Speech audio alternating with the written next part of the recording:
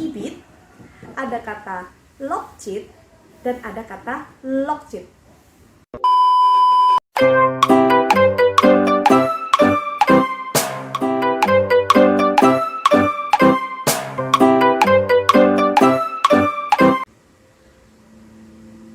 Halo, kembali lagi di YouTube Catatan Mardiana.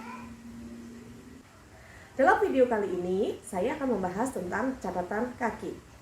Nah, pasti dari Anda yang suka membaca buku, tahu tentang catatan kaki.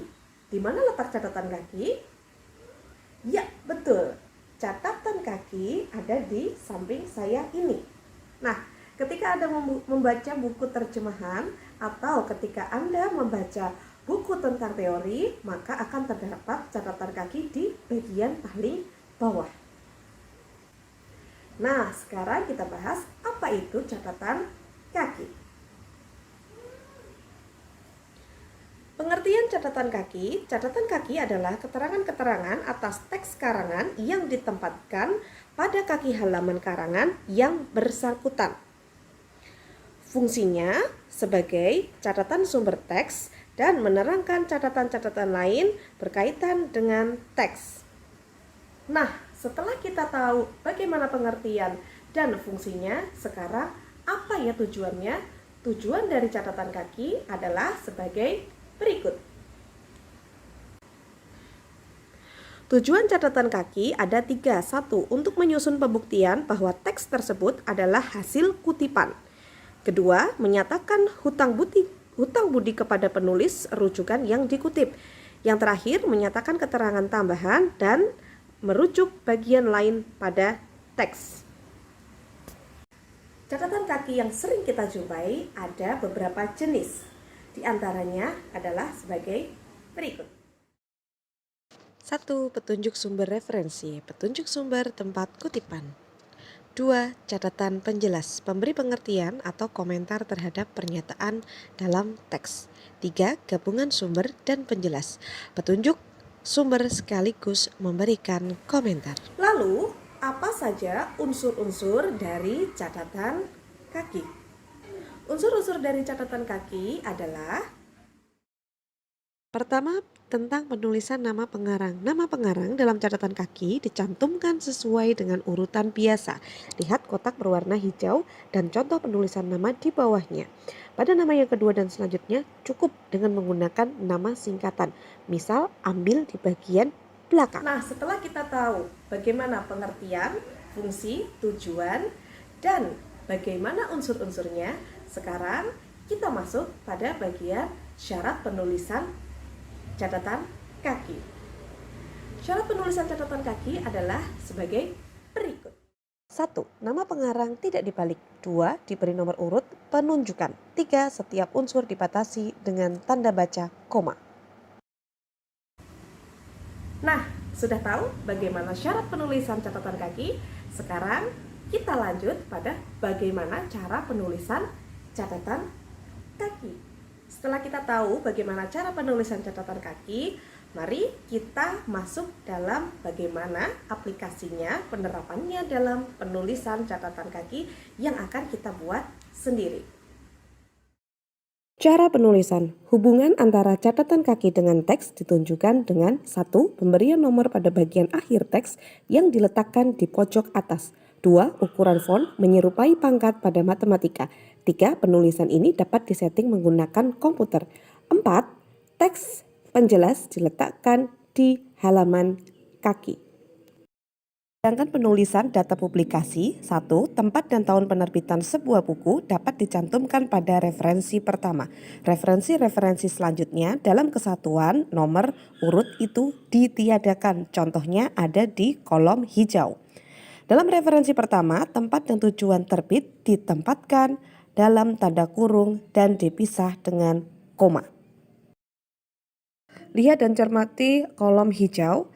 Ada kurung buka Jakarta, koma, tahun, kemudian ditutup dengan kurung tutup.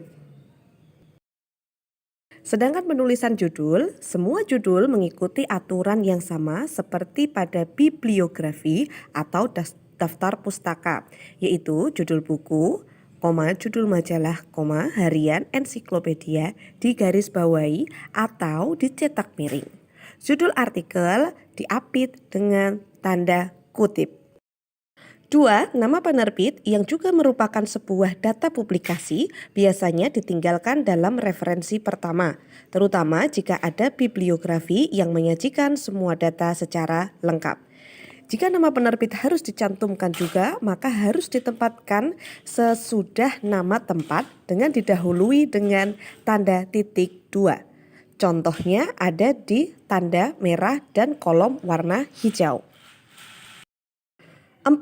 Data sebuah publikasi bagi artikel sebuah harian terdiri atas bulan, hari, tanggal, bulan, tidak boleh disingkat, dan tahun serta nomor halaman. Pemenggalan tidak boleh ditempatkan dalam tanda kurung. Aturan penulisan jilid dan nomor halaman.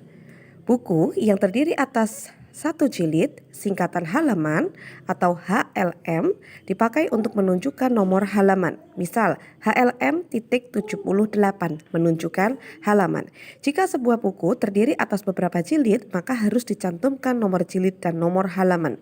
Nomor jilid dipakai dengan menggunakan angka Romawi, nomor halaman dengan menggunakan angka Arab. Tanda singkatan HLM titik atau halaman bagi referensi yang berasal dari karya-karya ilmiah biasanya digunakan cara lain, yaitu baik nomor jilid maupun nomor halaman ditulis dengan menggunakan angka Arab yang dipisah oleh titik 2, contohnya tanda merah. Nah, setelah Anda tahu bagaimana contoh catatan kaki, maka kita akan masuk dalam penjelasan bagaimana penulisan data referensi dari catatan kaki yang akan kita tulis dan akan kita cantumkan dalam karya tulis ilmiah.